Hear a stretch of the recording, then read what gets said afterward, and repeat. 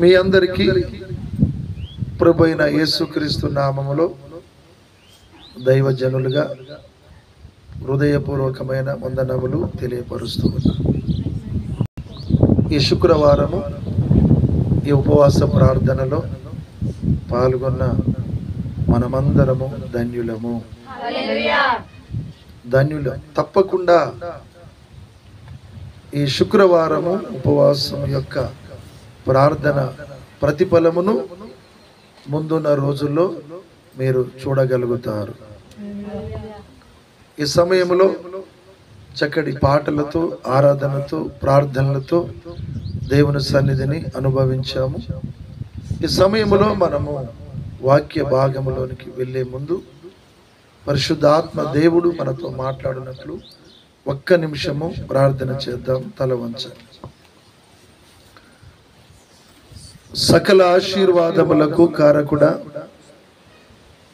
సర్వశక్తివంతుడా, సర్వ శరీరులకు దేవుడా, సమస్తము సాధ్యము కలిగిన వాడా, సత్పురుషుడా, సద్బోధకుడా, సత్యవంతుడా, యేసు క్రీస్తు ప్రభువా, నీ వాక్యమందు నిలిచిన వారమై నీ శిష్యులుగా ఉండే భాగ్యము మాకు కలిగింది. సత్యమును గ్రహించుటకు సత్యము మమ్ములను సర్వసత్యములోనికి తీసుకొని వెళ్ళింది. ఈ రోజున మాకు భూ సంబంధమైన విషయములో దేనిని గూర్చి మేము భయపడము, చింతించము తండ్రి. మా సహనము సకల జనులకు తెలియపరుస్తాము. మీరు మాకు సమీపముగా ఉన్నారు తండ్రి. ప్రార్థనలు చేశాము, విజ్ఞాపనలు చేశాము, కృతజ్ఞత పూర్వకమైన హృదయముతో నిన్ను ఘనపరిచాము తండ్రి. ఈ రోజున ప్రభువా, నీ ఆత్మస్వరమును వినిపించండి. అల్పుడను అయోగ్యుడను తండ్రి, ఎన్నిక లేని వాడను, త్రోసివేయబడిన వాడను, పనికిరాని వాడనైనా ఈ అల్పుడను పిలుచుకున్నావు, పవిత్రపరిచావు, పనికొచ్చే ఒక పాత్రగాను దేవా ఏర్పరచుకొని ఈ కల్లెపల్లి గ్రామంలో నీ పేరు real God Jesus Christ ministries అనే అయ్యా ఈ సంస్థ మీద ఒక సేవకునిగా మమ్ములను నియమించి అనేక మందిని నడిపించుకుంటూ ఈ అల్పుని ద్వారా ప్రతి బిడ్డతో మాట్లాడుతూ నీ నామానికి మహిమ తెచ్చుకొని అనేక మంది విశ్వాసములకు జీవాన్ని పోస్తూ అనేక మంది జీవితాలను మారుస్తూ, బ్రతుకులను మారుస్తూ, కుటుంబాలను కడుతున్న దేవుడవు తండ్రి. ఈ రోజున కొన్ని మాటలు మీరు బిడ్డలతో మాట్లాడమని, మానవ స్వరము మరుగుపరచబడి నీ పరిశుద్ధాత్మ స్వరము వినిపించమని అడుగుతూ ఉన్నాను.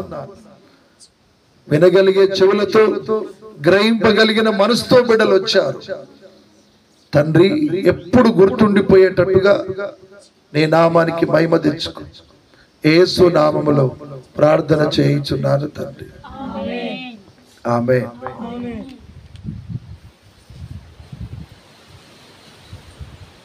పరిశుద్ధమైన గ్రంథం ఉన్న వాళ్ళందరూ ఓపెన్ చేయండి. చెప్పినప్పుడు చదవండి. ఇక్కడ 2వ దినవృత్తాంతములు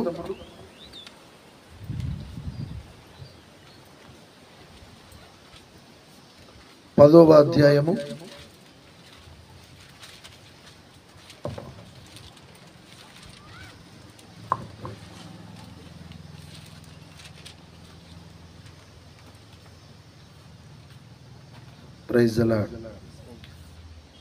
10వ అధ్యాయము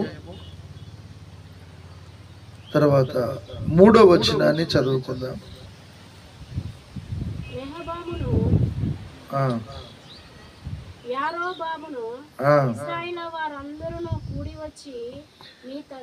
యారోబామును ఇశ్రాయేలీయులు వారందరూ వచ్చి నీ తండ్రి నా కాడిని మీ తండ్రి నియమించిన కఠిన దాస్యమును అతడు మా మీద ఉంచిన బరువైన కాడిని నీవు ఇప్పుడు చులకన చేసిన ఎడల మేము నిన్ను సేవింతుమని రెహబాముతో మనవి చేశాను. Praise the Lord. తలలెత్తండి. ఇక్కడ దావీదు కుమారుడైన సొలొమోను 40 ఏళ్ళు ఇజ్రాయేలీయులను పరిపాలించిన తరువాత ఆయన వృద్ధాప్యములో ఉండి మరణించి తమ పితరుల యొద్దకు చేరిన తర్వాత ఆయన కుమారుడైన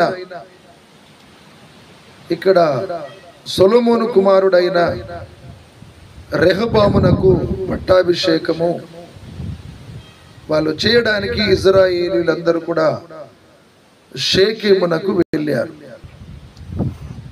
ఆ రోజుల్లో ప్రియమైన దేవుని బిడ్డలారా, రాజైన సొలొమోను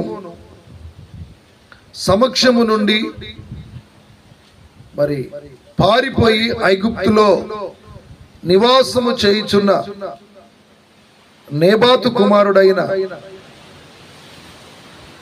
యారోబాము అది విని ఐగుప్తు నుండి ఇక్కడ షేకెమునకు వచ్చేశారు. ఆయనతో పాటు ఇజ్రాయేలీయులందరూ కూడా కూడుకొని సొలొమోను కుమారుడైన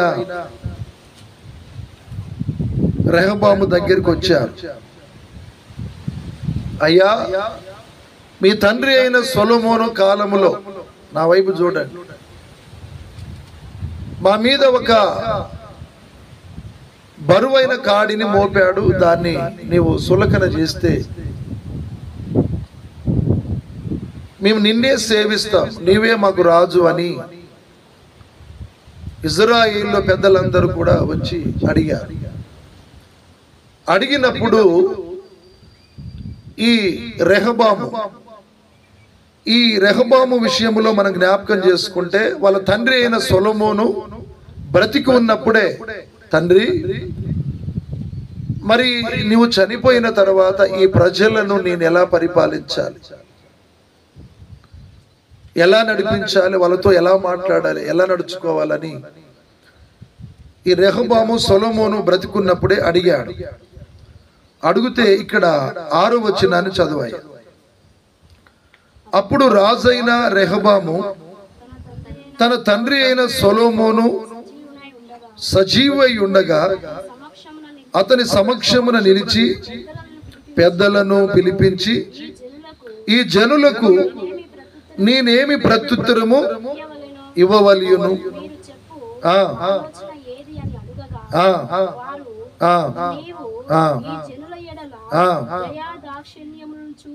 చూడండి, అప్పుడు సొలొమోను ఏమంటున్నాడంటే, చూడు రెహబాము, మనం ప్రజల దయను పొందాలి అంటే, ప్రజలు మనం లేకుండా బ్రతకలేని పరిస్థితి రావాలంటే మనం ఏం చేయాలంటే, ఆ ప్రజల మీద దయాద్రాక్షిణ్యములు చూపాలి. ఇంకా వారితో మంచిగా మాట్లాడాలి. చూడండి ఎంత మర్మ మాట్లాడుతున్నాం. ఈ రోజున ఈ సిలువ దగ్గర ఉన్న మనం, యాకోబన్న లేకుంటే మేము ఉండలేం. లోకపరంగా చెప్తున్నా, దేవుడు ఆత్మీయత వేరు. యాకోబన్న లేకుంటే మేము ఉండలేం. ఆయన మీద ఎటువంటి ఏ అభిప్రాయాలు మాకు వద్దు. మేము బ్రతికినన్ని రోజులు మాకు తండ్రి, అన్నగా, దైవజనునిగా ఉంటాడు అని అనిపించేటట్టుగా మీలో అటువంటి ప్రేరేపణ కలగాలంటే నేను మీ మీద దయ చూపాలి, ద్రాక్షణ్యముతో మెలగాలి, మీతోటి మంచిగా మాట్లాడాలి. సొలొమోను చెప్తుండు రెహబాము కొడుకుతోటి, నీ 40 ఏళ్ళు ఇజ్రాయేలీలకు రాజుగా ఉన్న ఒక్క యుద్ధం కూడా చేయలేదు, ఒక్క కొట్లాట, ఒక్క పంచాయతీ కూడా లేదు. అన్నీ నేను బాల్య దినములందు 16 ఏళ్ల వయసులోనే మీ తాత అయిన నా తండ్రి దావీదు ఆయనను చూసి నేర్చుకున్న నేను. దేవుడైన యెహోవా మీ తాత అయిన మా తండ్రి అయిన దావీదుకు చూపిన దయా ద్రాక్షణ్యము ఆ మంచితనములన్నీ గుర్తు పెట్టుకున్నా. మొట్టమొదటిగా నేను ప్రార్థిస్తే, అయ్యా నా ఎదుట నేల ధూళి వలె ఉన్న ఈ జనాంగానికి నేను ఏం న్యాయం చేయాలని అడిగినప్పుడు, అదే విధముగా న్యాయం చేయాలంటే తెలివి జ్ఞానము కావాలి. కాబట్టి నేను జ్ఞానమును తెలివిని అడిగాను. నా దేవుడు జ్ఞానముతో పాటు తెలివితో పాటు అష్ట ఐశ్వర్యములు, వెండి బంగారములు, వజ్ర వైఢూర్యములు, రథములు, రౌతులు, గుర్రములను, సైన్యములను, జ్ఞానము తెలివితో పాటు సమస్తాన్ని సమకూర్చినాడు. ఈ రోజున తన కొడుకైన సొలొమోను ఏం చెప్తున్నాడంటే, నువ్వు ప్రజలతో మంచిగా మాట్లాడు. ఈ రోజున ఈ మాటలు వింటున్నా మనం, మాట్లాడుకుందాం మంచిగా. కొక్కరించినట్లు మాట్లాడొద్దు, కసురుకున్నట్లు మాట్లాడొద్దు, ఎడపెడగా ఉండొద్దు, దూరం దూరంగా ఉండొద్దు. ఐక్యత అనేది, ప్రేమ అనేది, తగ్గింపు అనేది మన జీవితంలో ఎక్కడ అది దొరకనిది. దొరికితే దేవుని సన్నిధిలోనే దొరుకుతుంది. బయట ఎక్కడ కొనాలన్నది దొరకదు. ఇటువంటి కలిగిన వాడికి ఏ జబ్బులు, ఏ రోగాలు ఉండవు, ఏ భయం ఉండవు. చదువమ్మ. మంచి మాట్లాడిన ఎడల వారు ఎప్పటికీ నీకు దాసుదురని అతనితో చెప్పారు. ఎడల వాళ్ళు ఎప్పుడు నీకు దాసులై ఉంటారు. అంటే ఎప్పుడు నీకు లోబడి ఉంటారు, ఎప్పుడు నీ దగ్గరనే ఉంటాడు. నీ తల దాకా రారు వాళ్ళు, నీ ఇంట్ల దాకా రారు వాళ్ళు. నువ్వు ఎంతటా ఉండాలో నువ్వు అంతటా ఉంటావు, వాళ్ళు ఎంతటా ఉండాలో వాళ్ళంతటా ఉంటారు. ఇద్దరూ క్షేమముగా ఉంటారు. ఇలా ఉంటే నీ పరిపాలన క్షేమముగా ఉంటుందని తన కొడుకైన రెహబాముతో సొలొమోను చెబుతూ ఉన్నాడు. అల్లెలూయా చెబుతారు. అయితే దీని విషయములో ఎవరు చెప్పారు? ఇది రెహబాము యొక్క తండ్రి సొలొమోను చెప్పాడు. మరి దీని విషయములో ఈయన ఎవరి దగ్గరికి వెళ్ళాలి? పెద్దల దగ్గరికి వెళ్ళాలి. పెద్దల సలహా తీసుకోవాలి. పెద్దలను దయచూపాలి. పెద్దలను దయాద్రాక్షణ్యములతో వారిని మంచిగా చూసుకోవాలి, వాళ్ళతోటి మంచిగా మాట్లాడాలి. కానీ ఇక్కడ మనం గమనించుకున్నట్లయితే 15వ వచనం నుండి చదువుకుందాం.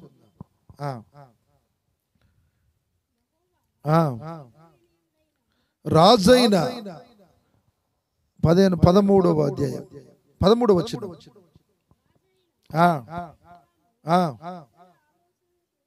పెద్దల యొక్క ఆలోచనలు త్రోసివేసి యవనస్తులు చెప్పిన ప్రకారము వారితో మాట్లాడి వారికి కఠినమైన ప్రత్యుత్తరము ఇచ్చాను.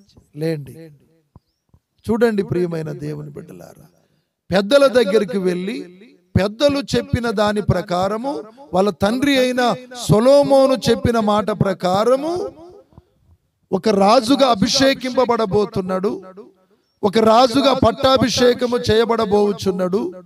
అనేక మందికి ఒక పెద్ద దిక్కుగా దేవుని చేత ఆయన ఏర్పరచబడబోచున్న వ్యక్తి ఎలా ఉండాలంటే, యేసు ప్రభు చెప్పాడు ఈ లోకములో ఉన్నప్పుడు, ఎప్పుడైనా గుర్తుపెట్టుకో, యజమానుడైన వాడు ఎవడైనా, పెద్దవాడు ఎవడైనా సరే తగ్గించుకోవాలి, వాడే దాసునిగా ఉండాలి. నేనుండండి, చూడండి, ఇప్పుడు నేనున్నా, ఈ రోజున మీకంటే గొప్పవాడనే అయినప్పుడు కూడా నేనేం చేస్తున్నా, మిమ్మల్ని కూర్చోబెట్టి నేను లేచి మీకు భోజనాన్ని వడ్డిస్తూ ఉన్నాను, మీ పాదములు కడిగి వాటిని తుడుస్తూ ఉన్నాను. యజమానుడు కావాలనుకున్న వాడు ఫస్ట్ దాసునిగా ఉండాలి. నాయకుడు కావాలనుకున్నవాడు ఎప్పుడు కూడా దాసునిగా ప్రజలకు సేవ చేస్తూ ఉండాలి. ఈ రోజున మనం గమనించుకున్నట్లయితే అటువంటి పరిస్థితి క్రమాన్ని వదిలిపెట్టి ఈయన ఏం చేస్తున్నాడంటే పెద్దల యొక్క మాటలను త్రోసిపుచ్చి ఆయన యవనస్తుల దగ్గరికి వెళ్ళాడు. ఎక్కడికి వెళ్ళిండు? పెద్దల యొక్క మాటలను త్రోసిపుచ్చి ఆయన యవనస్తుల దగ్గరికి వెళితే వాళ్ళిచ్చే సలహాలు ఎట్టున్నాయో చదవండి. యవనస్తుల ట్రెండ్ ఎట్టున్నదో చూడండి. యవనస్తుల బైకులు ఎలా ఉన్నాయో చూడండి. యవనస్తుల బట్టలు ఎలా ఉన్నాయో చూడండి. యవనస్తుల క్రాపులు ఎలా ఉన్నాయో చూడండి. యవనస్తులు తల్లిదండ్రుల పట్ల, గురువుల పట్ల, యవనస్తులు ఉపాధ్యాయుల పట్ల ఎలా వ్యవహరిస్తున్నారో చూడండి. అందుకనే నా వెంట నేను యవనస్తులను ఉంచుకోను. వయసు పోయిన వాళ్ళు, వృద్ధాప్యంలో ఉన్న వాళ్ళను ఉంచుకుంటే వాళ్ళు మన పూర్వీకుల కాలము సంగతులు చెప్పినప్పుడు దాని ద్వారా ఎన్నో అనుభవాలను మనం నేర్చుకుంటామని. ఆ అనుభవాల ద్వారా మనం ఆత్మీయ శిఖరాలను ఎక్కగలుగుతాం. ఈ రోజున మీరు ఏం చెప్తారండి? ఇక్కడిక్కడే చెప్తుంటారు, మీరు ఇక్కడిక్కడే చెప్తుంటారు. కానీ ఎప్పటియో ఎక్కెక్కడియో మన పూర్వీకులకు దేవుడైన యెహోవా ఎలా ఉన్నాడు, కొన్ని సంవత్సరాల తర్వాత ఈ లోకం ఎలా ఉన్నది, ప్రజలు ఎలా ఉండేవాళ్ళు, పరిపాలన ఎలా ఉండేది. ఈ రోజున ఏముందండి? యవనస్తులు తల్లి మాట వినే యవనస్తురాలు లేదు, తండ్రి మాట వినే యవనస్తుడు లేడు, దైవజనులు గౌరవించే యవనస్తులు లేరు, ఉపాధ్యాయులకు లోబడే స్టూడెంట్స్ లో యవనస్తులు కూడా లేరు. మొత్తము కలుషితం అయిపోయింది, మాలిన్యం అయిపోయింది. అర్థమవుతున్నవా? అయితే ఒక ఉన్నతమైన స్థితిలో ఉండవలసిన వాడు ఎక్కడికి వెళ్ళాలి? పెద్దల దగ్గరికి వెళ్ళాలి. వాళ్ళ తండ్రి లేడు కాబట్టి పెద్దల దగ్గరికి వెళ్ళాలి. కానీ యవనస్తుల దగ్గరికి వెళ్ళాడు. పెద్దల మాటలు కూడా విన్నాడు, కానీ అవి పక్కకు పెట్టేశాడు. వాళ్ళ దగ్గరే ఉంది, ముసలోళ్ళ దగ్గర. అందుకనే నేను సాధు యోహనయ్య గారు వృద్ధాప్యంలో మన మందిరంలో తీసుకొచ్చి ఆయనకు పరిచర్య చేశాం. జకరియా లాంటి వాడు కానీ, సోముల నాయకు లాంటి వాళ్ళు కానీ, ఇంకా మాకంటే చాలా వయసులో పెద్దగా ఉన్న వాళ్ళు మా ఎంట ఉన్నా, మీ వాళ్ళ దగ్గర ఉన్నా, వాళ్ళ అనుభవాలు చాలా అమృతంగా ఉంటాయి అన్నట్టు. అవును ప్రియమైన దేవుని బిడ్డలారా, గమనించండి. ఆ రకంగా యవనస్తుల దగ్గరికి వెళితే వాళ్ళు ఇచ్చినది సలహా ఏందో చూడండి.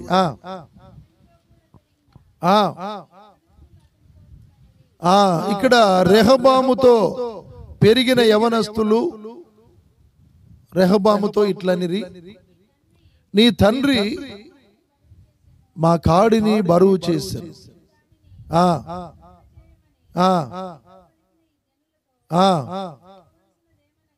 దీన్ని సులకన చేయమని నీతో పలికిన జనులతో ఇట్లు చెప్పుమని యవనస్తులు సొలొమోనుకు చెప్తున్నారు.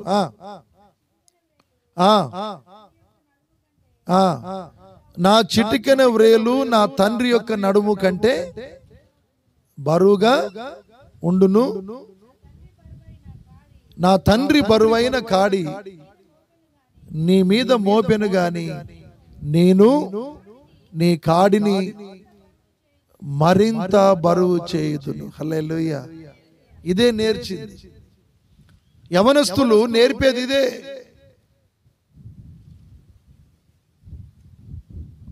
నేను నాకంటే పెద్దగా వయసులో ఉన్న వాళ్ళతోటి స్నేహం చేసిన, తిరిగిన, కానీ వాళ్లకు ఏం నేర్పిన అంటే మంచివి నేర్పిన, ఉన్నతమైన విషయాలను, అనుభవాలను.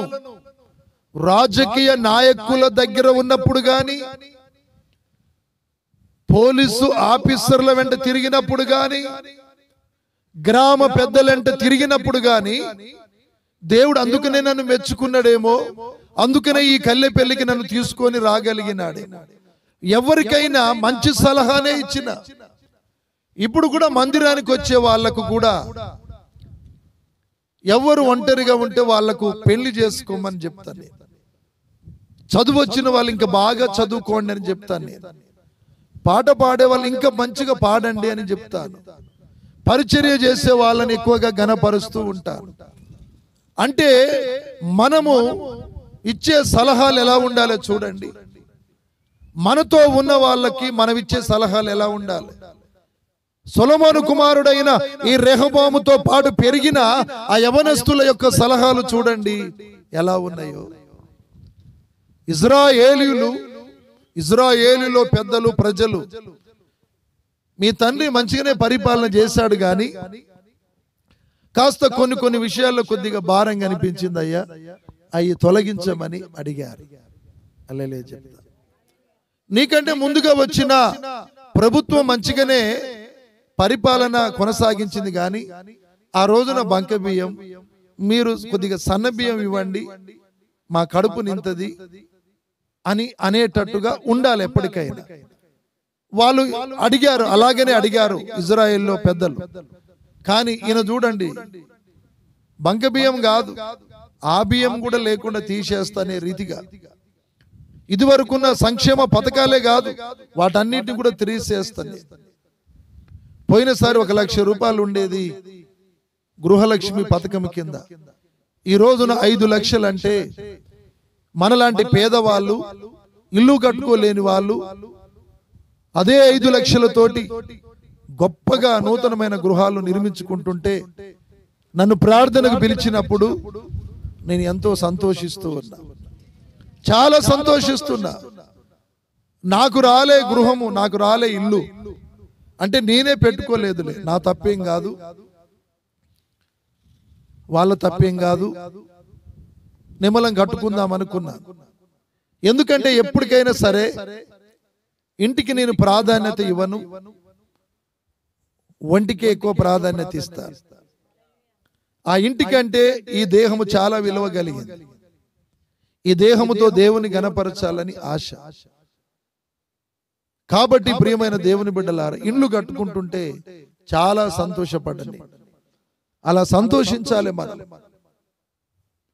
ఉన్న కాడిని ఇంకో బరువుగా చేయమని చెప్పు. నువ్వు వాళ్ళు ముసలోళ్ళు రా, వాళ్ళు మీ తాత మీ నాయనలాగా ప్రవర్తిస్తే ఎలా?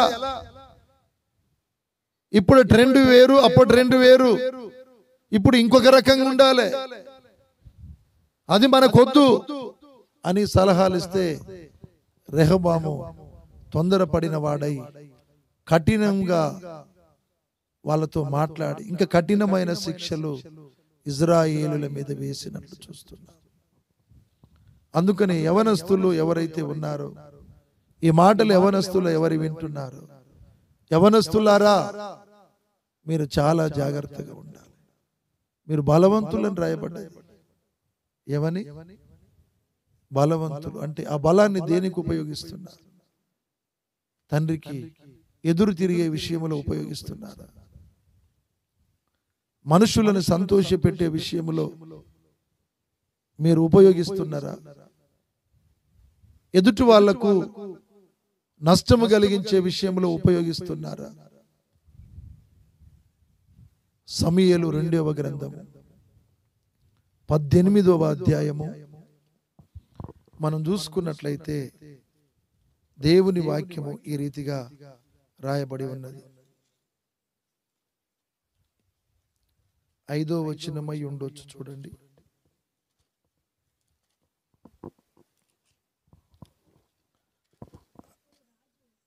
అప్పుడు రాజు యోవాబును అబీషైని ఇత్తయిని పిలిచి, నా నిమిత్తమై ఈ యవనస్తుడైన అబ్షాలోమునకు దయచూపుడని ఆజ్ఞాపించెను.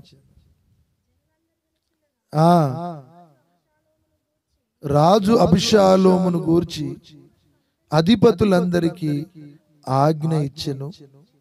జనులు ఇజ్రాయేలు వారిని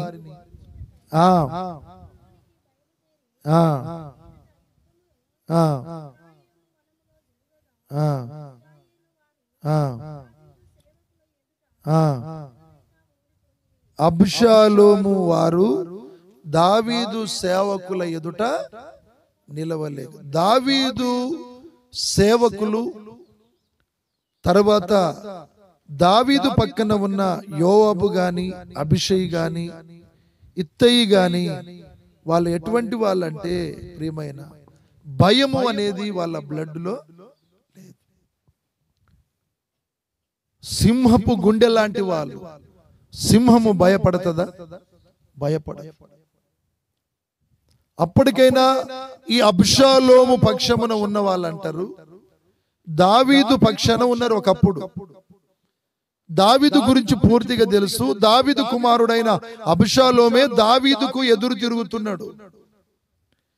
ఈ అబ్షాలోము దావీదు కుమారుడే యవన దిశలో ఉండి ఆ యవన బలాన్ని యవనస్తులందరి సొలొమోను కొడుకైన రెహబాముకు సలహాలు ఇచ్చినట్లే చెడ్డ సలహాలు ఇచ్చి రెహబాము జీవితాన్ని నాశనం చేసినట్లే ఇప్పుడు కూడా చాలా మంది దైవజనులను చెడగొట్టే సలహాదారులు కూడా ఉన్నారు.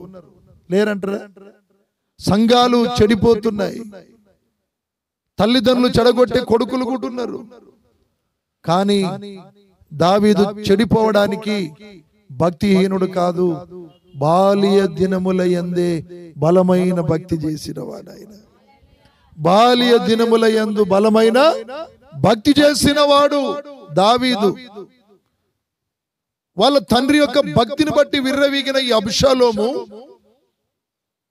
ఎవరు భక్తినో పట్టు అతిశయపడితే ఇలా ఉంటది అని పరిశుద్ధాత్మ దేవుడు తెలియపరుస్తూ ఉన్నాడు. దావీదునకి ఎదురు తిరిగిండు.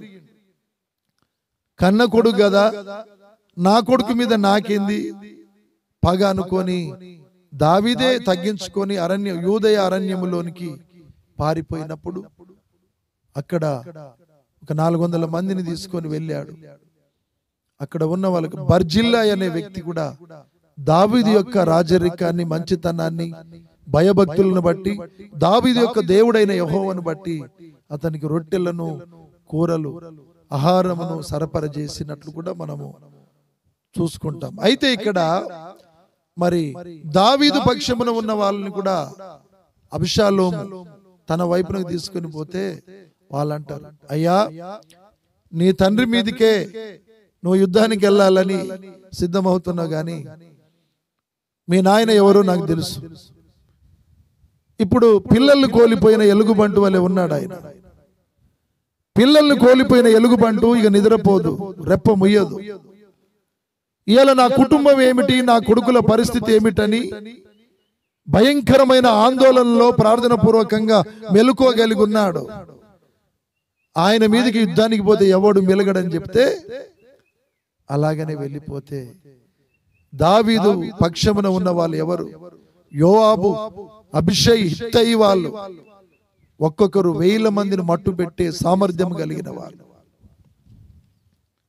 దావీదు కొరకు ప్రాణమును కూడా దారబోసిన వాళ్ళు. ఇవాళ మందిరములో ఉండి మీరైనా మీ పైన దైవజనునిగా, అన్నగా, పెద్ద దిక్కుగా ఉన్న మన బంధం అలా ఉండాలి. ప్రియమైన దేవుని బిడ్డలారా, అలా ఉండాలి. యేసు నామానికి మహిమ కలుగును గాక. నేను ప్రార్థనలకు పోయినప్పుడు నాకు రూపాయి వెలగకపోయినా నా ఇంట ఉన్న పిల్లల పట్ల వాళ్ళకు అసంతృప్తి ఉండొద్దు, వాళ్ళలో లేమితనం ఉండొద్దని వాళ్ళకి ఇస్తూ ఉంటాను. నా భార్య అయినా వినోదమ్మ కూడా అంటది, అమ్మా ఈ మీటింగులు దేవుడు తెలియపరుస్తున్నాడు, నేను ఏర్పాటు చేస్తున్నాను. ఎలా అంటే దేవుడే సమకూరుస్తాడు, కానీ మనకేం మిగలకున్నా ఏం లేదు, కానీ సంఘము క్షేమముగా ఉండాలి, దేవునికి మహిమ కలగాలి. చూడండి ఏమంటున్నాడంటే వాళ్ళతోటి, దావీదు దగ్గర ఉన్న వాళ్ళతోటి ఏమంటున్నాడంటే, మీరు యుద్ధానికి వెళుతున్నారు, ఆ యవనస్తుడైన అబ్షాలోమును మీరు ఏమనకండి. అబ్షాలోమేమో తండ్రి అయిన దావీదు మీదకి యుద్ధానికి వస్తున్నాడు. తండ్రి ఏమంటున్నాడు చూడండి, ఆ యవనస్తుడైన అబ్షాలోము గురించి ఇజ్రాయేల్ పెద్దలందరికీ ఆజ్ఞాపిస్తున్నాడు. ఇజ్రాయేలుల ఎదుట అబిషాలోము వాళ్ళ సైన్యం నిలవలేక చాలా మంది చనిపోయారు. అడవులో చిక్కుకొని ఎక్కువ చనిపోయిన వాళ్ళు ఉన్నారు. ఆఖరుకు కంచెర గాడిద మీద వస్తూ మస్తక వృక్షం కిందికి వెళ్ళినప్పుడు ఆ చెట్టుకు వాడు చిక్కుకొని ఏలాడుతున్నప్పుడు దాన్ని చూసిన ఒకడు వచ్చి యోవాబు చెప్తే, చూస్తున్నవేంద్ర నువ్వు, ఏషయ కావాన్ని అని యోవాబు అన్నప్పుడు, అతన్ని చంపితే ఎంతో ఆఫర్ ఉంది, 10 వెండి నాణ్యముల ఆఫర్ ఉన్నది, రివార్డు ఉన్నది. ఏ రివార్డు వచ్చినా నేను రాజు కొడుకును చంపనయ్యా, చంపితే ఎన్ని రోజులకైనా రాజుకు తెలుస్తుంది, ఆయన నన్ను బతకనీయాడు, ఆయన కొడుకులు అంటే ఎంతో ప్రేమ ఆయనకని చెప్పినప్పుడు యోవాబు దావీదు అంటే ఎంత ప్రేమో, కానీ దావీదు మాట అంటే కూడా అంత విలువదని గుర్తించి 3 పుల్లలు 3 బాణాలు ఎక్కిపట్టి వాని గుండెలో దింపేస్తాడు అన్నట్టు. నేను థామస్ అయ్య గారికి అంత నమ్మకంగా ఉన్నా, నేను ఎవరితో స్నేహం చేసినో వాళ్ళతో అంత నమ్మకంగా ఉన్నా, ఎవరితో రాజకీయం చేశానో వాళ్ళతో ఇంత నమ్మకంగా ఉన్నా, నేను ఎక్కడ నలుసంత మోసము నమ్మక ద్రోహము ఎదురు తిరిగేటట్టు ప్రవర్తించాలి. అందరూ ఈడ మందిరం కట్టండి, ఇక్కడ మందిరం కట్టండి, ఇక్కడ చాలా మంది వస్తారని చాలా మంది చెప్పినా వాళ్ళ సలహాలు తీసుకోవాలి.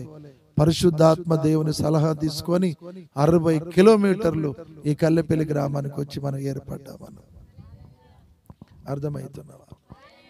యవన బలం ఎవరి మీద చూపెడుతున్నాడు? తండ్రి అయిన దావీదు మీద. ఇవాళ మీరు యవనస్తులు, మీ బలము ప్రార్థనలో చూపెట్టండి, వాక్యములో చూపెట్టండి, తల్లిదండ్రుల మీద చూపెట్టండి. మీ ప్రేమ, అనురాగ, ఆప్యాయతలు మీకంటే పెద్ద వాళ్ళ దగ్గర చూపెట్టండి. వాళ్ళు ఏ సలహా ఇస్తున్నారు? యవనస్తుల యొక్క సలహా విని ప్రజల దయను పొందుకొని రాజరికాన్ని కోల్పోయి నాశనమైపోయిండు. రెహబాము కూడా నాశనమైపోయిండు. అందుకనే యోహాను, శిష్యుడైన యోహాను ఏమంటుండంటే, యవనస్తులారా, మొదటి పత్రిక 2వ అధ్యాయము 14వ వచనం, మొదటి యోహాను 2:14 వచనం చదవాలి. చిన్నపిల్లలారా, మీరు తండ్రిని వెరిగి ఉన్నారండి. నేను మీకు రాస్తూ ఉన్నా. తండ్రులారా, మీరు ఆది నుండి ఉన్నవానిని ఎరిగి ఉన్నారు, మీకు రాయిచున్నారు. యవనస్తులారా, మీరు బలవంతులు. అల్లెలే చెప్పండి. మీరు బలవంతులండి. ప్రజలను ఏలండి, న్యాయము చేయండి, తండ్రిని గౌరవించండి, దేవుని చిత్తము జరిగించండి.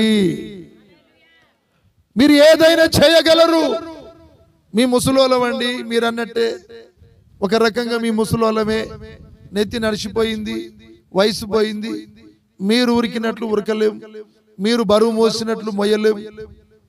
మీరు ఉరకగలుగుతారు, బరువును మొయ్యగలుగుతారు, నలుగురిని ఎదిరించగలుగుతారు. వాస్తవంగా మీ ముసలోళ్ళమే ఒప్పుకుంటున్నాం. కానీ యవనస్తులారా, ఈ మాట వింటున్న యవనస్తులారా, మీరు బలవంతులు.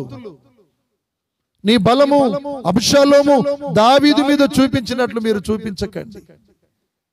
యవనస్తులారా, రెహబాముకు సలహా ఇచ్చిన ఆ యవనస్తులాగా మీరు వ్యవహరించకండి. యవనస్తుడైన యేసయ్య లాగా ఉండండి. మీరు యవనస్తుడైన తిమోతి లాగా ఉండండి. యవనస్తుడైన ఇస్సాకు లాగా ఉండండి. యవనస్తుడైన యోసేపు లాగా ఉండండి. యవనస్తుడైన దానియేలు లాగా ఉండండి. యవనస్తులైన 3 భక్తులాగా ఉండండి. షడ్రక్, మేషక్, అబేద్నెగో లాగా ఉండండి.